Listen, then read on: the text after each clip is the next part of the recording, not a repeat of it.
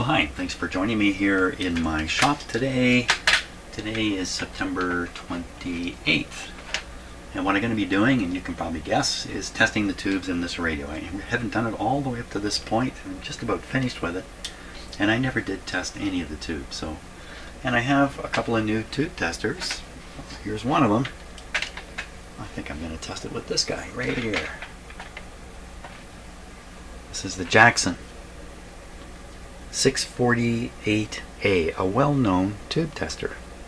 So we're going to set up for the 35W4. That'll be the first one. 35 volts on the filament. 2, 3, 4, 5. Plate 13. Look at how quick this is to set up. No wonder. No wonder this is and W for the test. No wonder people like this tube tester. Okay, we'll pop this guy in.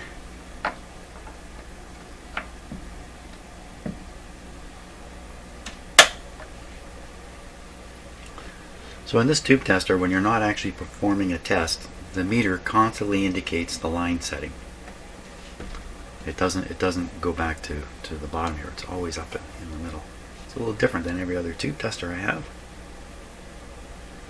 Okay, first thing we need to do is check for short. So we're watching the neon light here. Now I commented before that tube appears to me to be pretty worn out because of the black material that's collecting on the inside of the glass bulb. Down here. I think we're all set. W. Oh, I test really good. That's the end of that. Before I forget, turn that way down right away. I'll be turning it right back up for this tube though. This is the 50B5. 50B5. Filament 50. 50. 237. AC156. AC156. 35. Zoom. Fast as can be. Okay, put this guy in here.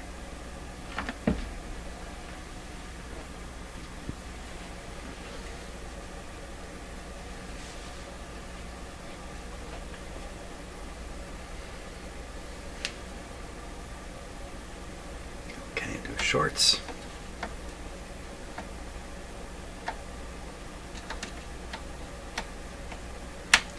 Good. 50B5 V and W. VW. So on this tester, this tube is near the end of its life. That's how I would interpret that. Let's just make sure the setting's correct. 35. 35. So not surprising, it's the output tube. Now what that means is it's just not going to deliver, what I believe it means, it's not going to deliver as much volume as it could potentially. 12AT6. Where do we find 12? One of the problems with the roll chart is you never know which way to go on it. So this is going up, this is going down, somebody's going to hit 12. There's 12. 12AT right there. 12AT6. There's 3 different tests on it because there's a triode and 2 diodes in here.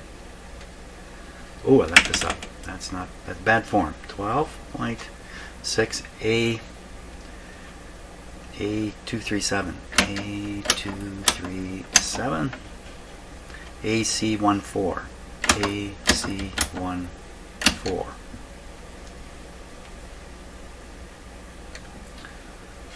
30.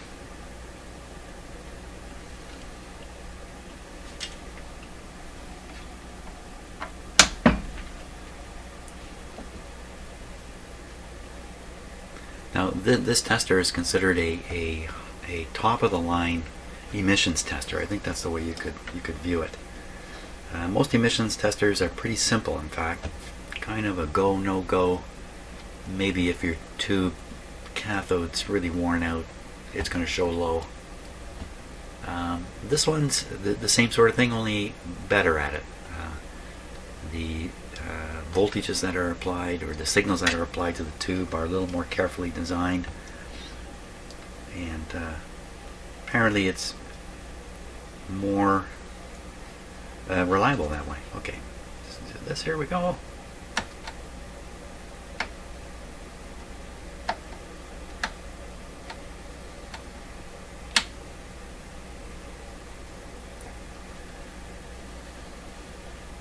W and X. Good on the triode. Now we do 2 diodes. We leave the top row, pop out the bottom row, that's circuit E, pop in a 5. Change this to 80, push X. Good. Change this to 6. 80 and X. Yeah, it's not screaming in the good. So all testing a little low. Probably the cathode is worn out. It's a shared cathode.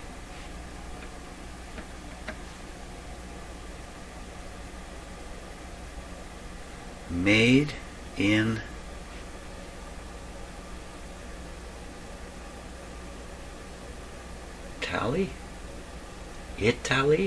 Italy with the I missing? Italy? Made. What happened there? Well, I don't think there's such a place as Cali. I think it's supposed to say Italy, and it's printed wrong. This is worth $1 million. Some tube collector wants this one. It's the famous Tally tube. It must be Italy. Italy was one of the countries that was way out front with radio technology, and of course Marconi coming from there, and other, Volta, all those guys. So Italy was all kinds of stuff was happening in Italy, right? Hundreds of years ago with science. 12BA6. If you look at the distribution of ham radio people in the world, you'll see Italy is crammed with them. 12BA6, crammed with ham radio operators. So A2347, 7, AC156, 55. Yeah, this is quickly becoming my favorite tester. Well, I gotta put the tube in to test it. First I have to find what I do it. Yeah, why, here it is, right in front of my face. There we go. Oh, there's a good sign. The air conditioner's come on in my house. It's getting warm outside. 12BA6, one test. WZ. She's a good one.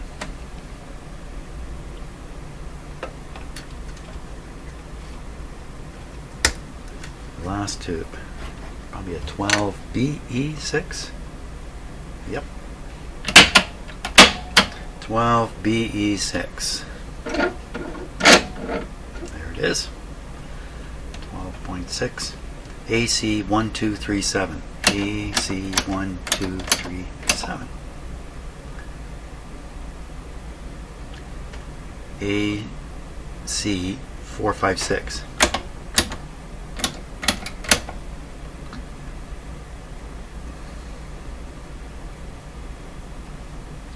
$35. There's 2 tests for this tube. W and Y.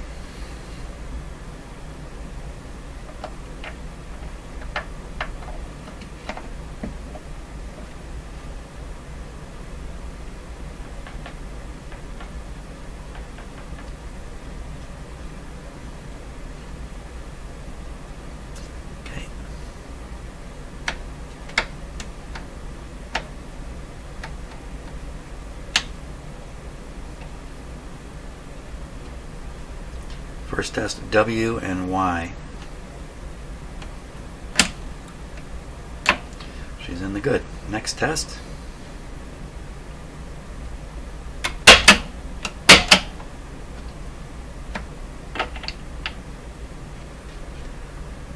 One or 2, 3, 4, 7.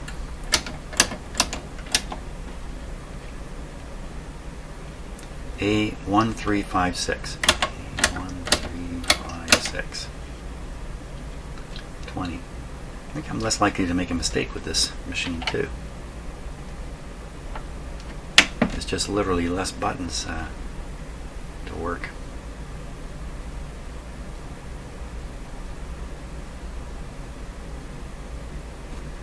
Okay.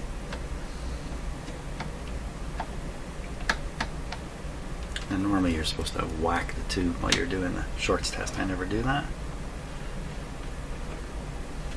20 and V is the test.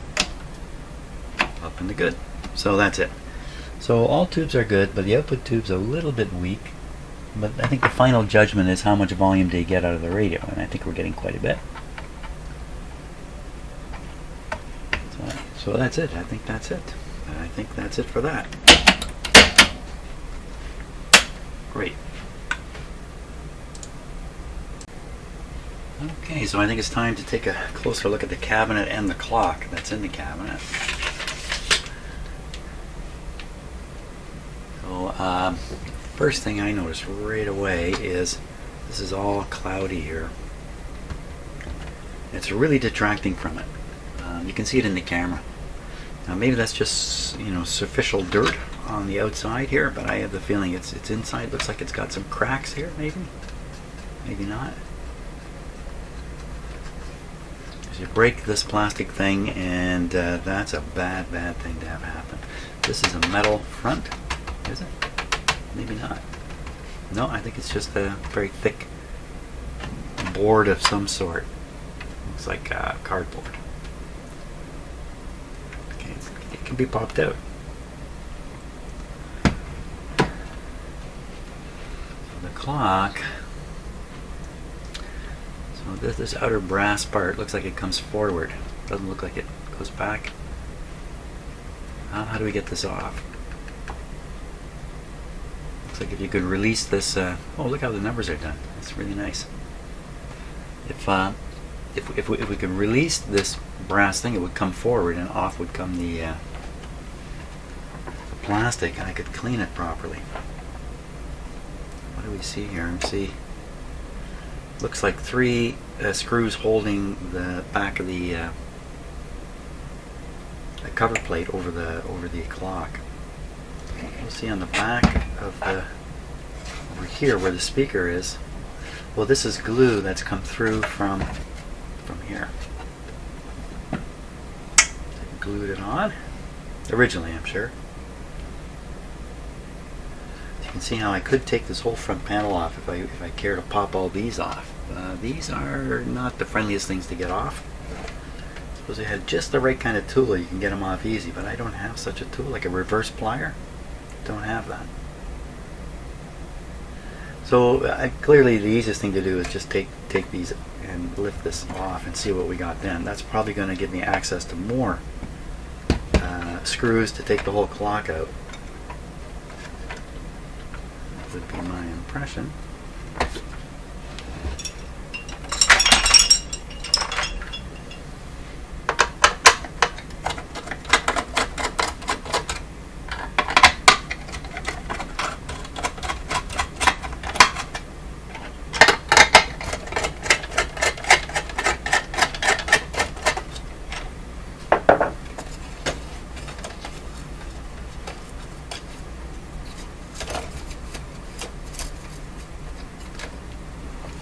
Be retaining the whole clock? I kind of doubt it.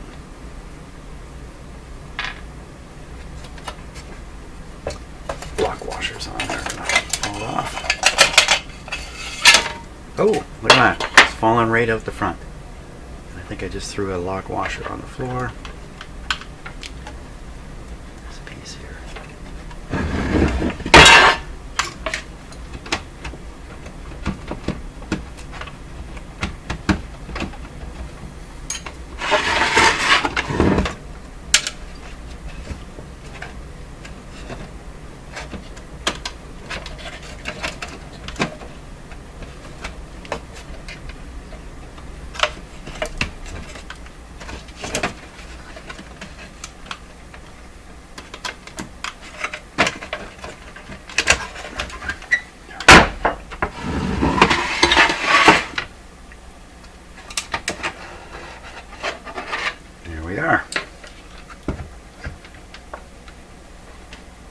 word is the clock works. That means one of the things I can do is stop it from working. That wouldn't be so good. So this is probably the switch here. You can see a wire going right up to the motor, and another wire, the red one, coming away from the motor. You supply power here, the clock runs.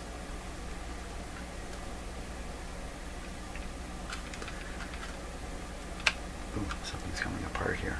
Ooh, just as I predicted, this ring, something's coming off here.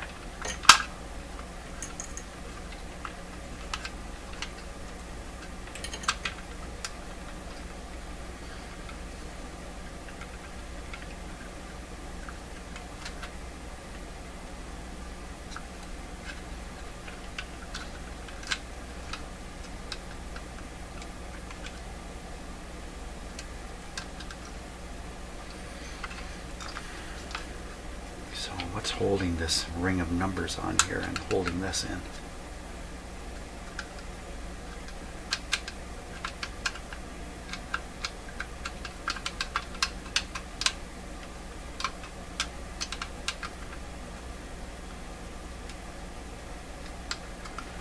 So I see a bent over tab. It's really hard to spot right in there. And it's got the brassy color of this. This is retained by these bend over tabs. There's one there I can see. Looks like there might be one way up in there. There's one here that's right out in the open. There's one down here. There's 4 of them. The one up here is cut away. Looks like if you tried to bend it the first time, it would run into the switch here. So what they've done is they've just given up on that one, and they have the 3. If I can bend those up, they're brass. You know, I might get away with a number of bendings. The risk here is I try to take this ring off, and I can't get it back on properly. And also, I take the ring off and find out this doesn't come out at that point. But I'm pretty sure it would. I'm going to ruin someone's clock that's already working. Well, I can try bending those tabs a little bit and see what happens. I don't have to bend them all the way up straight.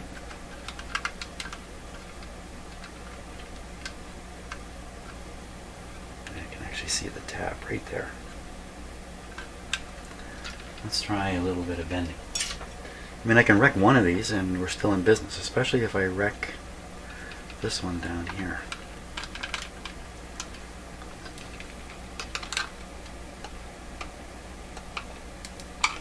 Very soft.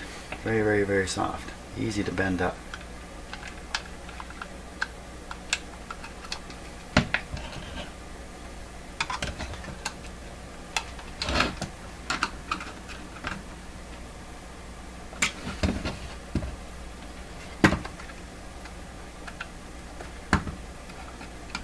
This one's interfered with.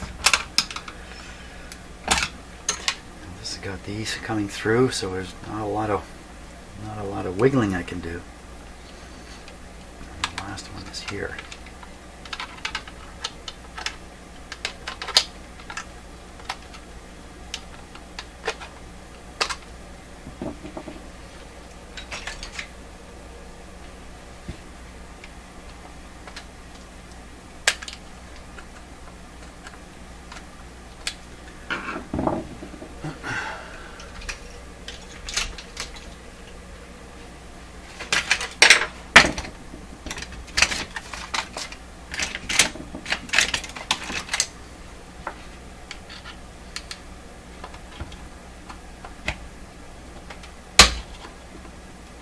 Yep, up it came.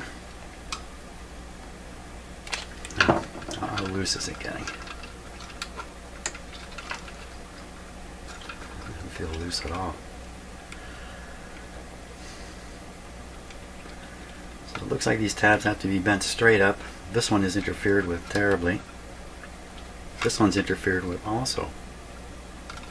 It's as if this outer ring should turn a little bit. The outer ring is locked in place by its own tab right here. It's not locked much. Why can't I rotate that?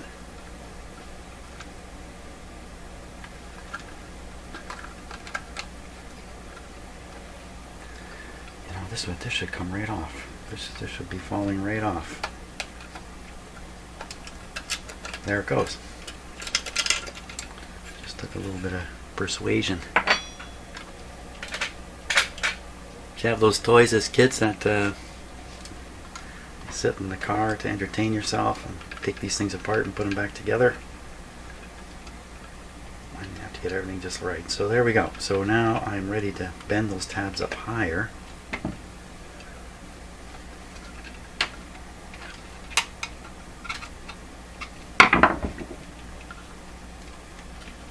Turns out this tab is not cut. It is there. It must have been a light thing. Looks like it's been shortened. That's what it looks like.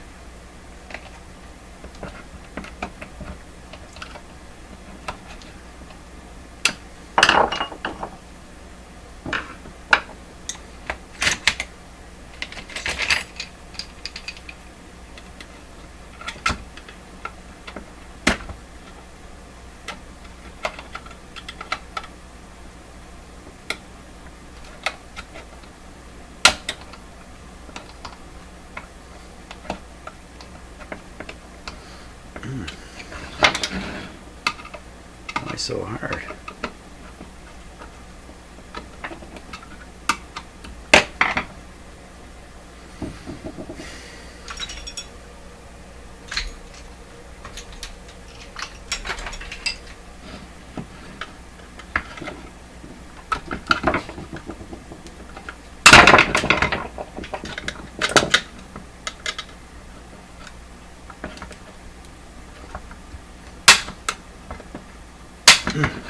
Okay, let's leave that one alone.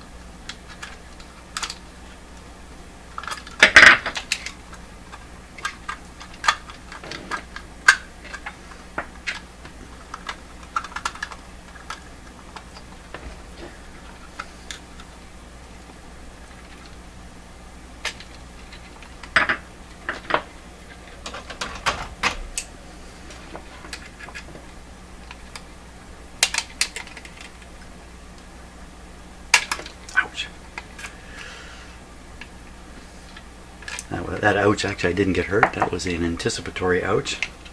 Looked like I should have got hurt. So I went ahead with the ouch. Okay, is there anything else catching there? Is there anything else that's holding it on? So there's a plate with all the writing on it, which is getting caught by this tab here.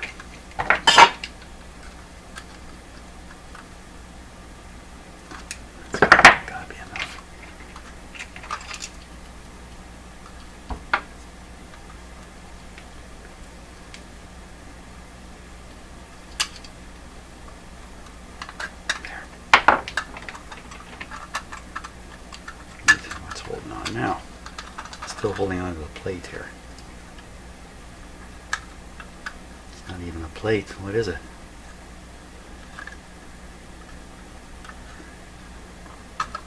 Okay,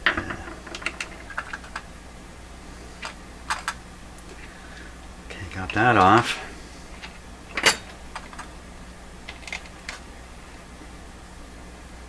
Just like cardboard.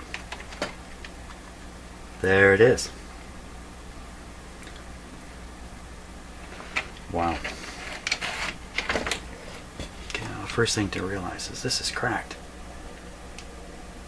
This is cracked down here. Or it looks cracked. So some of this is yellowed.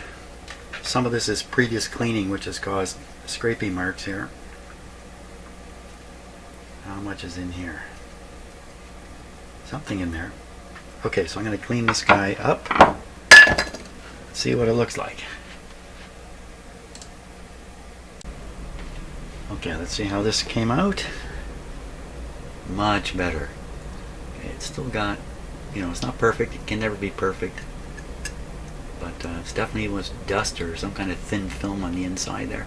And just in case you're curious how I go about cleaning these things, I use something like this.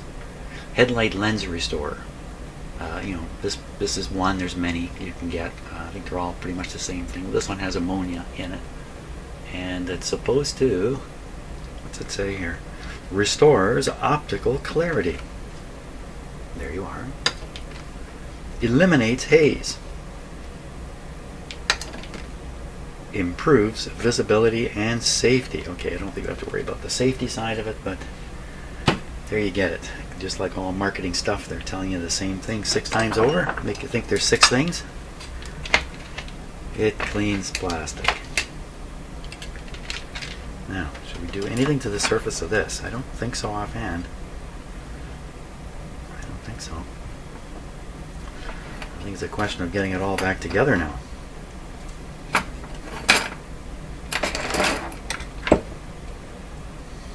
Now, what time is it anyway? 10:40. What order did these go in?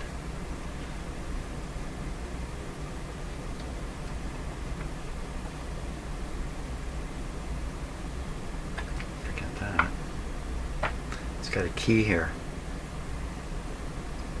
The key. Where's the key? It's supposed to go. What about this? Should I clean this? Yeah, I gotta take a minute and clean this ring. I almost missed something there. How about this outer ring? Might as well give it a little once over too.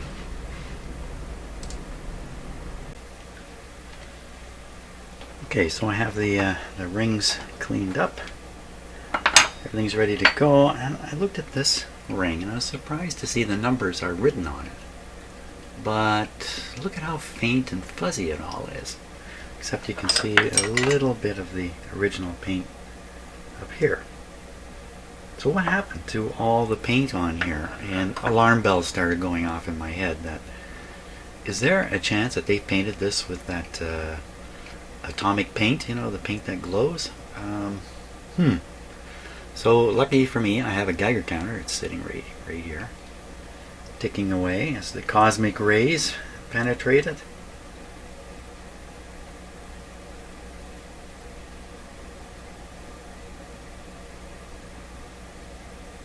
Pretty quiet. There we go. There we go. I don't know. Did you hear the ticks? It was quiet there for quite a while. So, is this radioactive? Now, I do have a radioactive meter dial on a Collins, an old Collins military radio.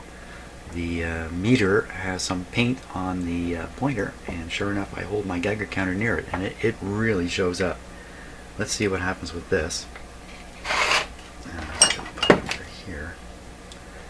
I can't imagine that this is radioactive. Let's see. So the counts are about 15. I think it settles out around 14 here if I leave it long enough. The Geiger tube is right in here.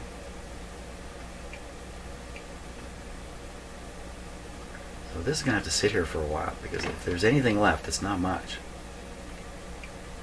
I'm going to leave this just sitting here. See if that count goes up. Okay, this has actually gotten quite interesting here. So you can see the number on there is 31. Normally it's 14. 30, 32, 33, that's a difference for sure. Now I got a microphone sitting right there. I'm just going to turn that up. So you can hear my voice through this, but you can also hear the ticking.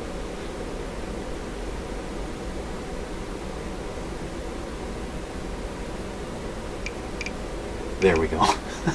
Come every time I say that, it stops taking. 34 is not normal. Let me take this away.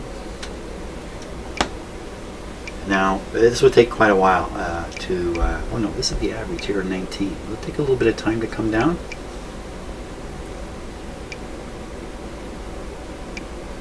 Shouldn't take long though. But there's something else in my shop. And that could be what's doing this right now. Instead of 14, 33. Maybe nothing to do with this this piece. It's the clock itself. Well, I just have to look over, and you can see it from here. You see the hands of the clock, and you can see that they get dark out here. It's quite distinct in the camera. It's not so distinct with the eye. It's just slowly getting darker as you come out here. This is kind of similar in a way. What made it go dark?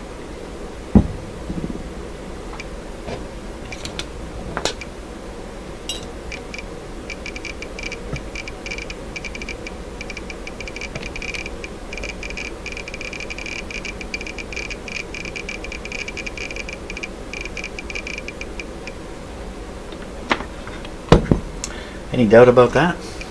So now we come back to the question of this paint on here. Is this radioactive paint? I think my answer is yes now. If they went ahead and did this, then they probably tried to solve the dark numbers by putting glowing paint. This paint doesn't need to be charged under a light. It's not like that. It just glows. And then you would get the glow coming through here. Where'd the paint go? Well, I don't know. It atomized and has disappeared. I'm not sure what exactly the reaction is in here.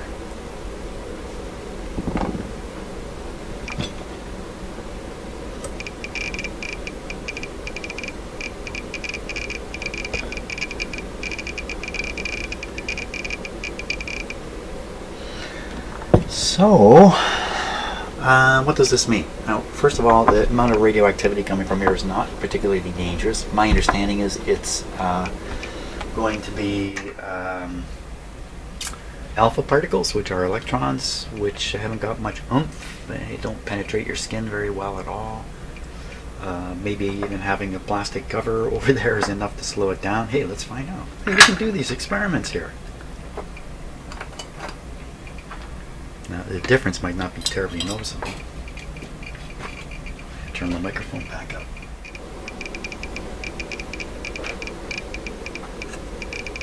I mean, you have to let this run for a while till the average comes out.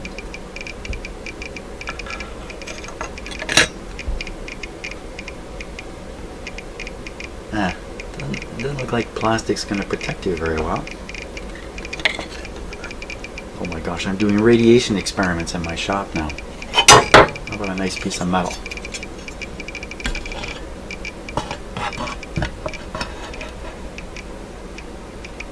That slowed it down. A piece of metal has a big hole in it. So.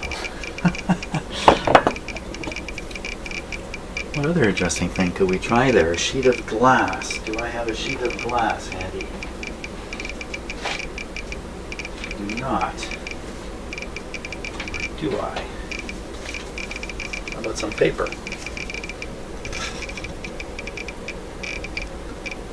Oh wow. What kind of distance is this?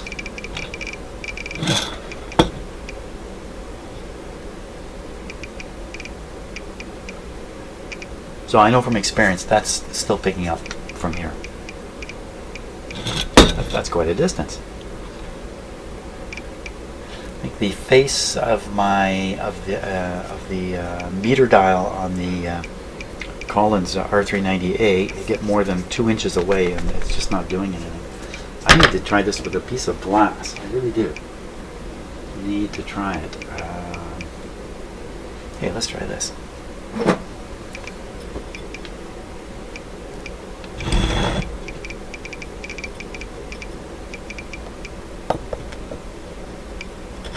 Well, that works good.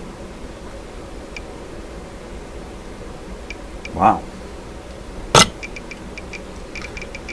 that's a good shield. A piece of glass. Ah! Okay, I gotta go find one. Okay, I got a sheet of glass here from a picture frame. It's quite thin. Glass is amorphous, right? It's not crystalline. It's a very different material from, say, a sheet of metal.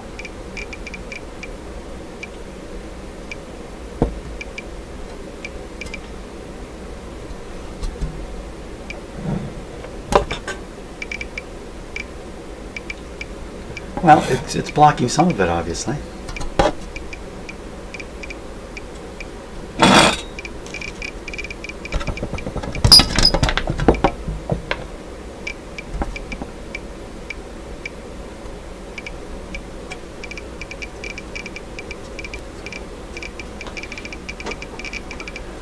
Now, what other materials have I got? I got a big block of wood.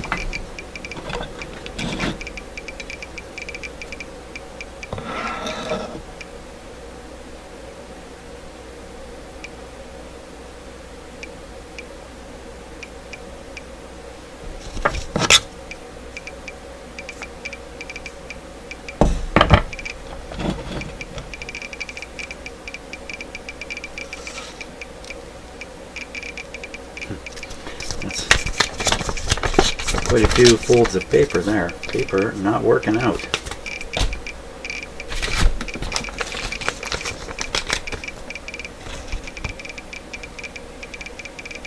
Not happening.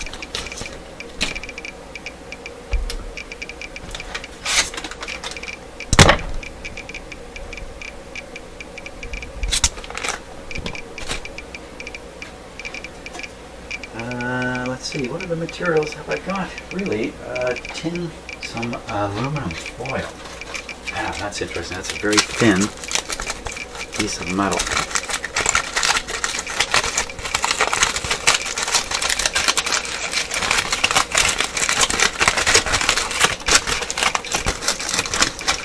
Single sheet here.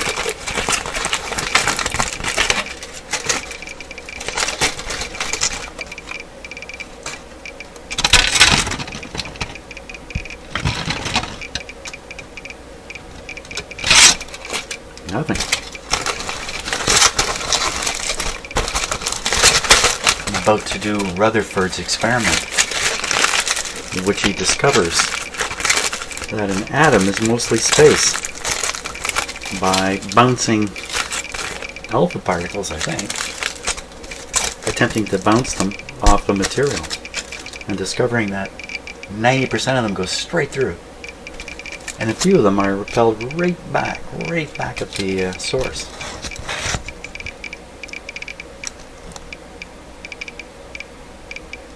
Aluminum, not so good.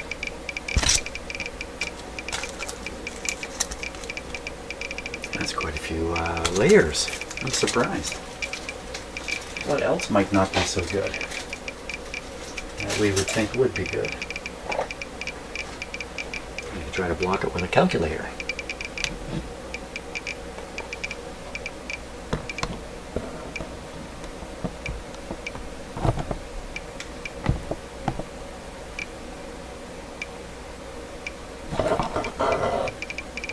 Calculators, very protective. Now, some interesting stuff here is happening. This is pretty interesting stuff. Never mind a radio. What could we do here that might be interesting? So, can the electrons coming out of here, can they strike the front of, let's say, a scope and cause the scope to begin to glow? So I have another scope. It's better. It's sitting right over here. So that the scope tube is glass, of course. But I'm going to put this right up against the scope and go away for quite a while. Just before I do that, let me just shine regular light on it. I'm going to darken my shop here. sure what the cameras are going to do with this.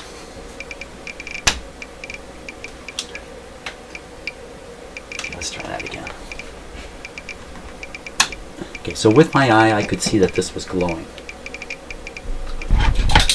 Just hike this up a little bit here. So I'm striking it now with low energy visible light photons. The energy in the particles coming out of the clock, they're high energy compared to this. Now I've got to turn this off and move it away, and you got to look at that. There we go. There you are. So you saw the glow. I still see it now. Saw the glow. So the question is, now you see how quickly it dissipated. Can we get the same effect from this clock face? So I'm going to position this over here. Just do this. Right up against it here.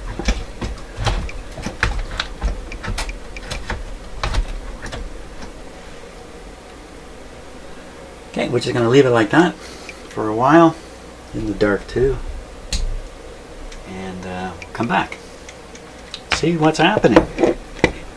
How much fun is this? I'm just going to put my radiation meter right over here, kind of in the area. Okay, we'll leave that for quite a while. Oh, okay, well I don't have a lot of faith in this particular experiment. I have a camera, this one. The camera is looking at the screen of the scope. You can see the gradical lines there. The two white dots you see are a defect in the camera, I believe. I never noticed that before. These two pixels, I guess. And what do you see there? See no hint whatsoever. I shouldn't really say that. So see all the noise, if you like, the noise going on. You know, what's that from? And is some of that noise radiation? I mean, we hear a tick in the box. Is that tick for every last bit of particles coming out of the clock face? No. Only the particles that are strong enough and enter the tube. So I'm looking up in the top right corner of the image.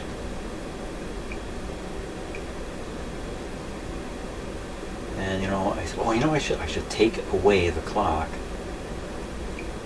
and see if there's a change. But I have another way of doing this. I have a better way of doing this. I have another camera which I've altered previously for detecting cosmic rays. Did a little bit of experimenting with that. Yeah, I can't, you know, there's nothing here that's, like I see white specks popping up.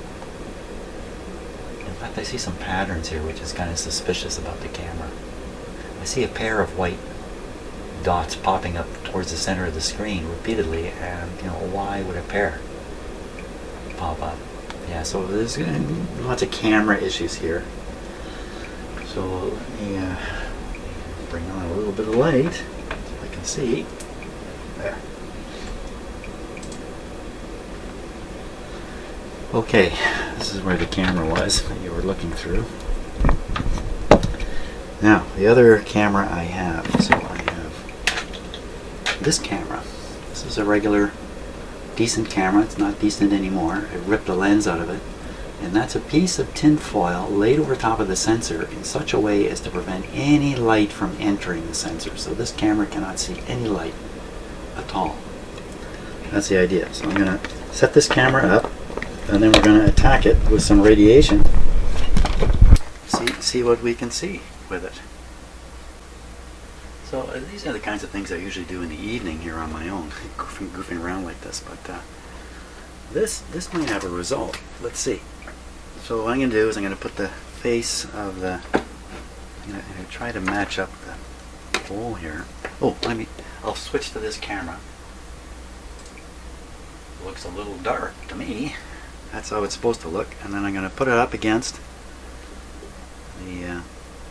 So there's no doubt now it's being hit. Oh, look at that. Huh.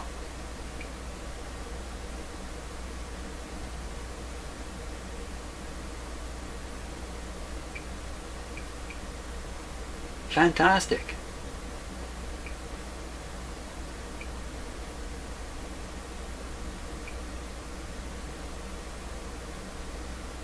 Gonna have to wait a while. There's a couple.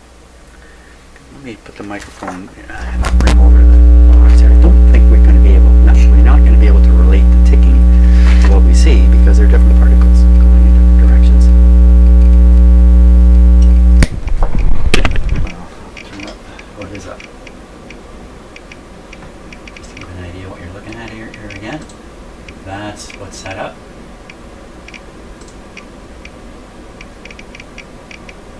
My gosh, and there they are. You can see the particles. Boy, oh boy. Hey, very exciting. Lots of fun this morning.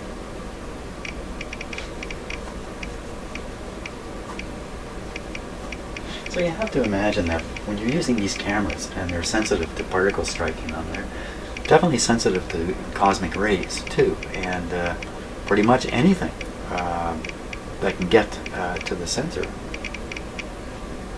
Oh, did you see that one? That one was on a bit of an angle. See, if you get a dot, it means it's going straight through the material. If you get a funny shape, then either the part that one, you see that? That was a curve. That was like looked like an eyelash. Then the particle is spiraling. It's bounced off something and is now going in a different direction. So it's cutting across the face of the sensor and energizing more and more of the pixels. So instead of seeing a dot, you see a line. There's no one there. Well, this isn't the coolest thing. Well, it's pretty cool to me. Anyway, you're staring at your blank TV. Now, you know, these things are going into our eye. Our eye is sensitive to the energy of the particle striking it. You'd have to think if higher energy particles are going into your eye, wouldn't you see something? You know, and what do you do when you we've all done this, right? You close your eyes and you don't see jet black. You see kind of I don't know what they call it, a cloudy. Well, you see.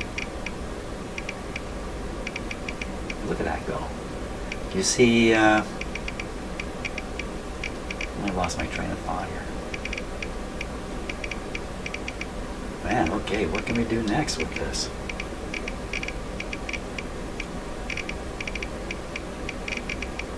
So, what's the upshot of this in terms of danger? Well, you probably wouldn't want to carry this clock around in your pocket. That might not be a good idea. You probably have to carry it a long time, though. The real risk here is eating some of this stuff. And how would that happen? Say I just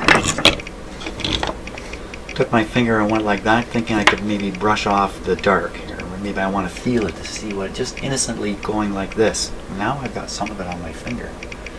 Yeah, this is worse than coronavirus on your finger.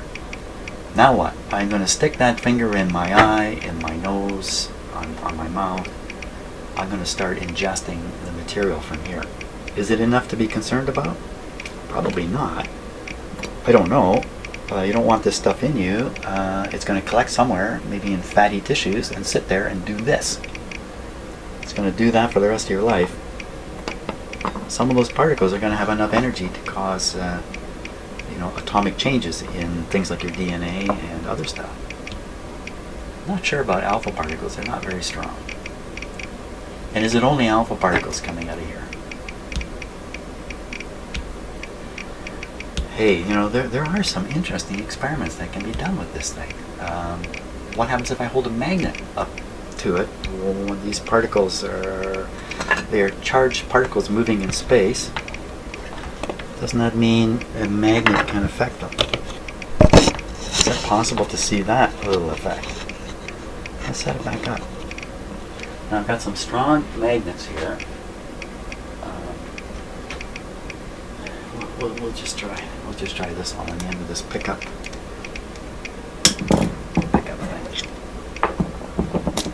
go back to that camera. I don't have to turn the lights out in my shop because the camera is protected from light. Okay, now what do we think we're going to see here? I don't know. So first I'm just going to hold it up near it and see what happens.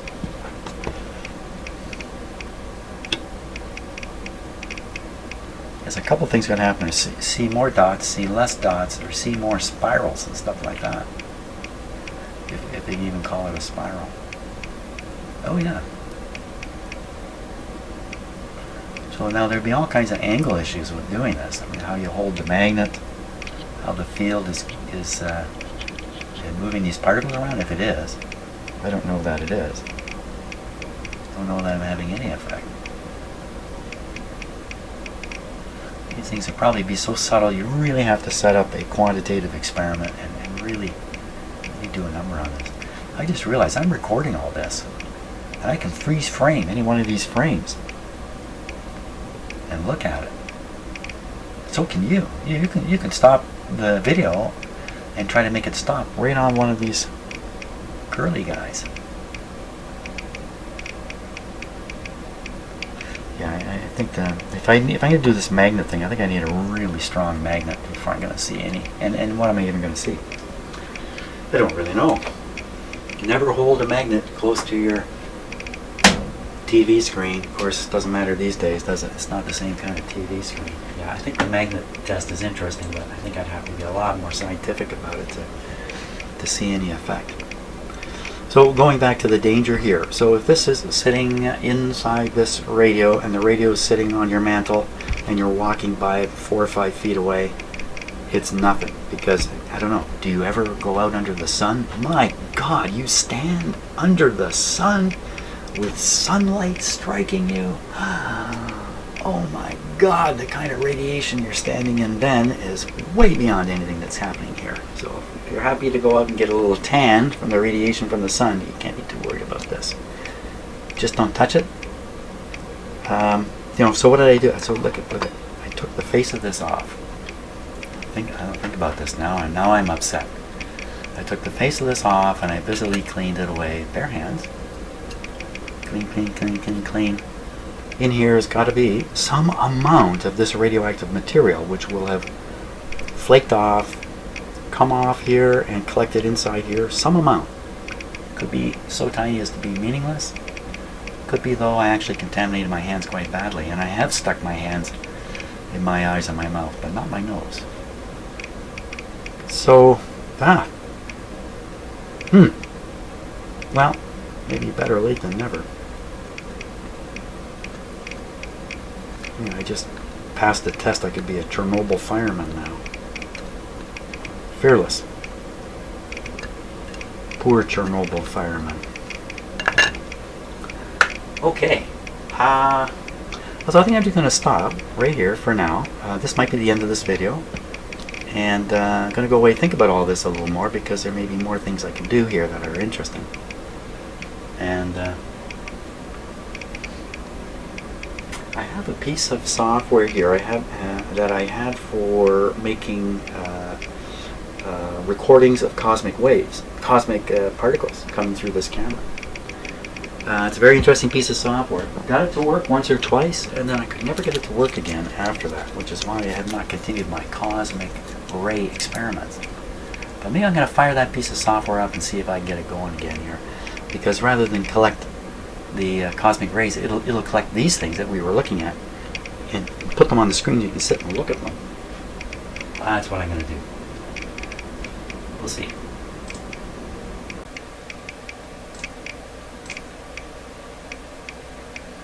Okay, so you're seeing a piece of software on my screen, and behind it is the video control software I use. So just ignore what's behind. It's the two front pages here. The Theramino particle detector. So this is a simple piece of software written by a university to, I believe, a university arrangement or a university situation to do exactly what I'm doing with it right now. So I'm going to clear this. And we'll let it run, and you can watch. See, there's a spot there. Just watch for a bit, and we'll see for a line. We're looking for a line, a curl, something of that sort to show up. And I guess, just considering the geometry of the detector versus the source, it must be a subsequent particle collision that changes the direction of the particle and causes it to run along the surface of the detector rather than through it. So looks like something up here in the top corner, right there. A lot of these have a little bit of a tail. See that one there has a little bit of a tail on it. So they're coming through in different angles. We're just waiting for one to really come through nicely. So this software, you can lower the minimum energy. If you lower this, you get more dots. But if you lower it too low, then you start seeing, well, you know what? There'll be cosmic rays in here, causing dots. And who knows what else. The cosmic rays, gamma radiation, is so powerful. The particles have so much energy in them that they can fly right through the Earth, smashing everything out of their way as they go. You may have seen these diagrams of a cosmic ray coming into the atmosphere, and then there's a shower of particles coming down from the cosmic ray. The cosmic ray itself is imparting, energy to all these other particles, but it has so much energy, it doesn't even matter. So there we got a couple here. Look at that. That's kind of interesting. This one here, a bit of a curve to it, or is that maybe that's two different dots? It'd be nice to get a nice curly one on here. It might take quite a while.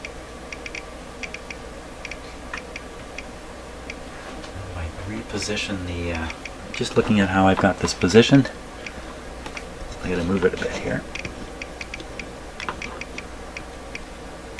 I suspect I'm getting a maximum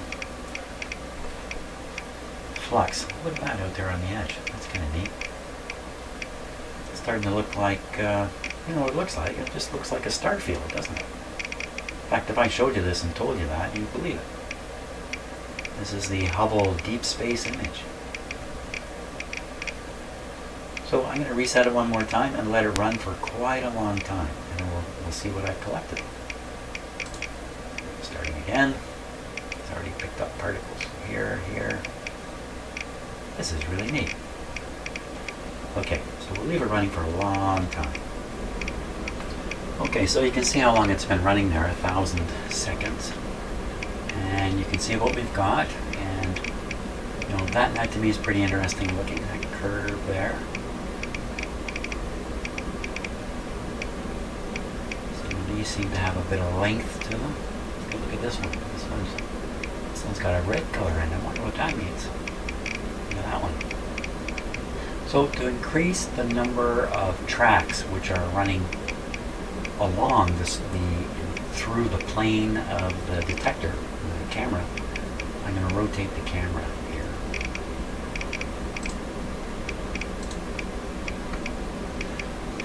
So right now, any particles that are coming out are going straight through the plane of the detector. So I'm going to try to tip it like this. So now they're coming along across the plane of the detector. I managed to do this somehow.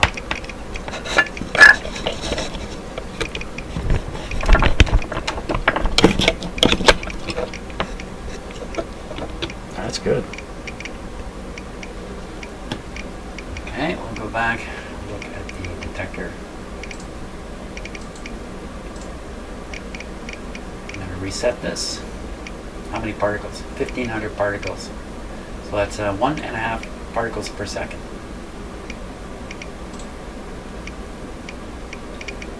Now the sensor's a little further away now. It may take a lot longer to get some particles to appear.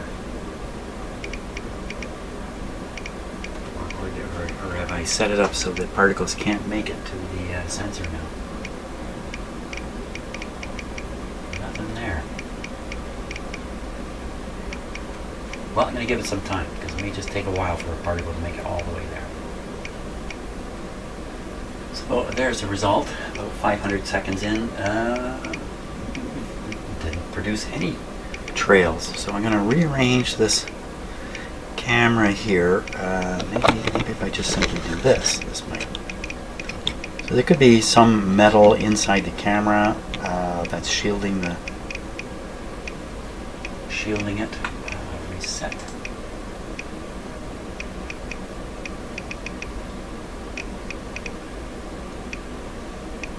Or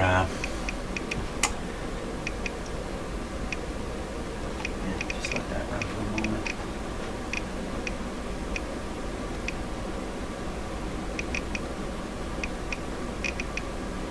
Yeah, now how much more of a trail am I likely to see anyway from what I saw before?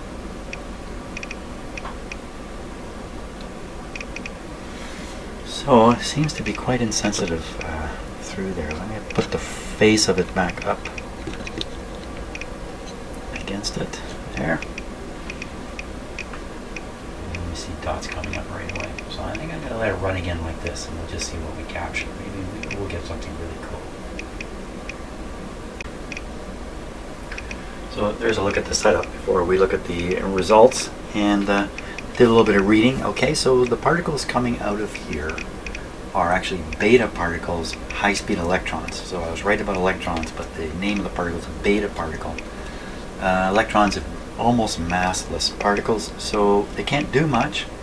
Apparently 500,000 electron volts of energy will get them to travel about 0.5 meter or something like that. So you can guess that these are in the range of 100,000 electron volts and above. Something like that. Doesn't mean an awful lot to me. So let's look at the result here.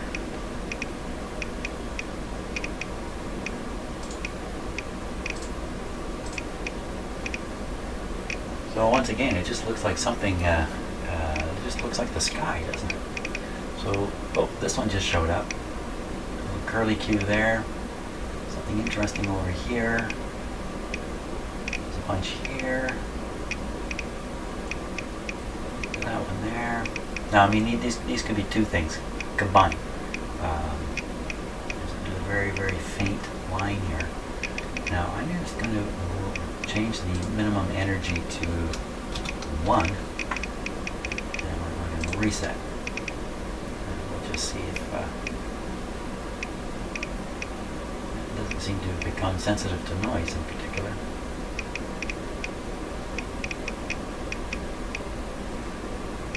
So I'm going to change the angle of the camera a little bit and see if I can somehow induce more of those hits that are I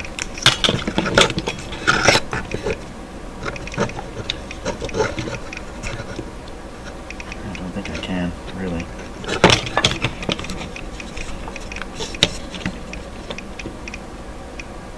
Now we'll just try that.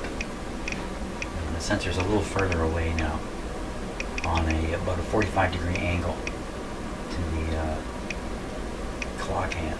Let's reset. So now I've made it more sensitive, so I should be able to pick them up at a farther distance, I would think. They're showing up. There's something quite interesting here. So these showed up together, related to one event. There could be some layering or something going on in the camera sensor and the particles passing through layers and causing this. I don't really know. So a lot of them have that sort of barbell look to them. Any other changes I can make here?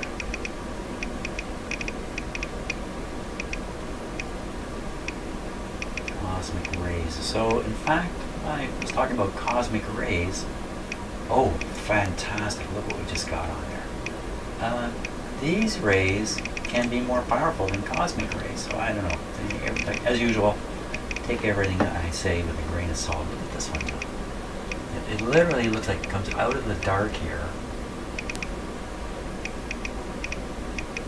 It's a bit of like it's probably maybe crossing individual pixels in the camera, and that's why you're getting a dip through there. Look at this. It looks like a collision occurred here, and two particles came out curling away. This also looks like a collision here, and then you have the two particles coming out. So the collision would be happening right in the camera material itself, or with the camera's material. Maybe I'm burning out my camera lens here by doing this. Or it's just a coincidental particle strike right in the right spot, and then the particles flying out do this. I mean, this is exactly what's going on in the CERN particle, well, maybe not exactly, but very, very similar to what's going on in the CERN particle accelerators and many particle accelerators. You crash things together, they come apart, then the parts fly out through detectors like I'm doing here, and then they literally look at the length. Oh, it just showed up there. They look at the length of it, the kind of curve in it, and I guess they probably apply magnetic fields and electric fields and do all kinds of crazy stuff to so the effect on some particles is different from others, and you can begin to separate out which particle is what and all kinds of stuff.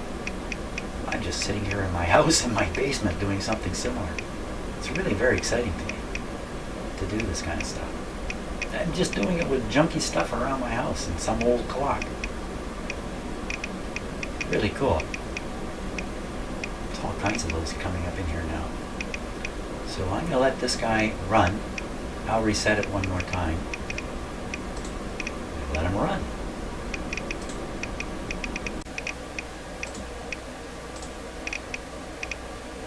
Okay, so as you can see, it's been 1600 seconds, and there's been 1600 particles. So 1 particle per second coming on the screen. And there's lots of little interesting tracks. There's something here, something there. There's a red color in there. I wonder what that color means.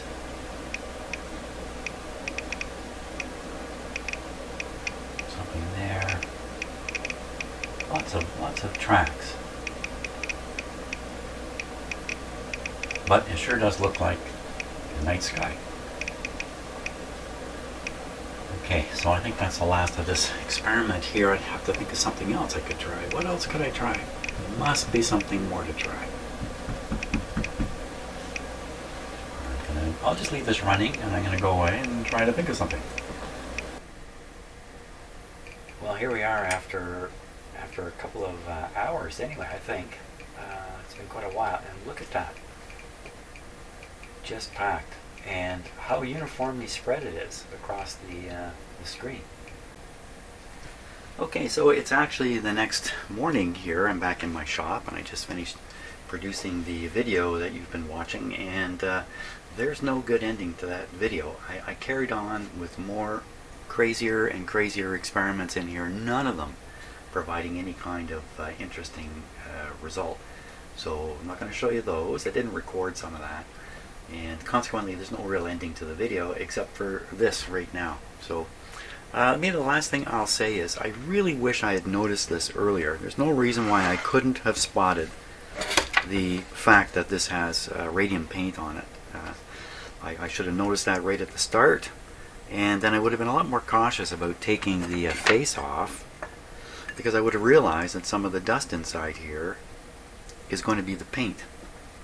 So the way this paint works, by the way, since I've been reading up a little bit about it, is it's really two components. One is the radioactive radium component, and the other one is a phosphorus or some material that's going to glow when struck by an electron.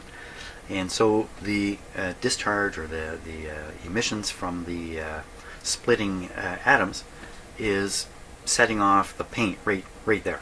It doesn't have to travel any distance at all. So over time, the paint wears out. The phosphorus wears out. Whether it flakes off, I'm not sure. Does it just turn black? Is that what happens to it? I'm not sure. Whether it flakes off or vaporizes or something like that. The thing about the radioactivity, though, is that radium has a very, very long half-life, 1600 years. Which means this clock is as radioactive today as it was the day they painted it. And it will be for the rest of all of our lives times 10. So the radiation's not going away. The face is not glowing anymore because the phosphorus has gone away, but the radiation remains. And, you know, almost certainly it was on the inside of this, and almost certainly I picked it up on my finger.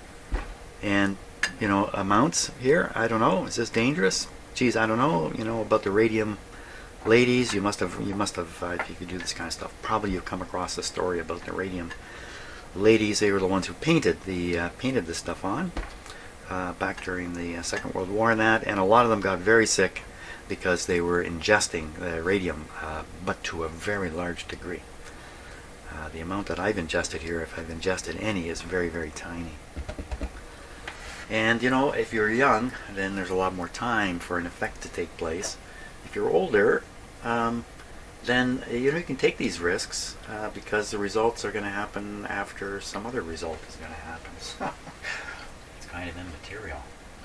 Well, thanks a lot for watching this video. I kind of went off course, but I like going off course. When I'm doing this work and something interests me, I like to pursue it. And this certainly was a big opportunity here. So now I got to get back to actually working on this radio and get it ready, get it done. So thanks a lot for watching this surprising video.